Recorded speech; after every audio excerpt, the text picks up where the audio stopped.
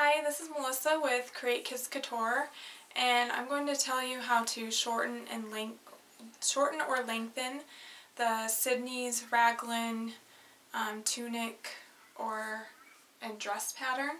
So first you want to do is measure yourself to see how long you want the dress or the top to be. So you want to start at the top of your shoulder, and you want to go over your breasts and measure down to the length that you want. So if I want it about above my knee, that would be 34 inches for me. I'm 5'3", so you'll want to take that measurement on yourself. That would be for the dress. And then you'll want to look at the pattern and look under the measurements to see if you want to adjust it. So it'll show you the total finished length of the dress. And you can adjust it depending on how much. So say I wanted the dress length, I needed to shorten it by 2 inches. So what I would do is I would come to my pattern pieces, and there is, I already cut it, but I had it all taped together, and there is a spot that says lengthen or shorten here. You would cut on that dashed line, and I would just measure 2 inches below the dotted line, and I just can make a little mark with my pencil at 2 inches down, like that.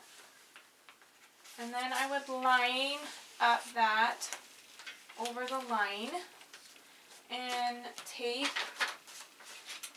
it to where I wanted. So that's 2 inches shorter. And now if you see, there's a little bit of a problem right here because there's a little extra fabrics or paper that we don't need. So what I would do is I would just smooth that line. So I'm just going to make a mark so that it ends up being a nice even curve, or even gradual grade. And then just cut that extra piece off. So then it should be nice and smooth. And then I'm going to do that to my back piece as well. So I want to shorten the same length for the front and the back. So since I wanted to do 2 inches, I would do the same thing.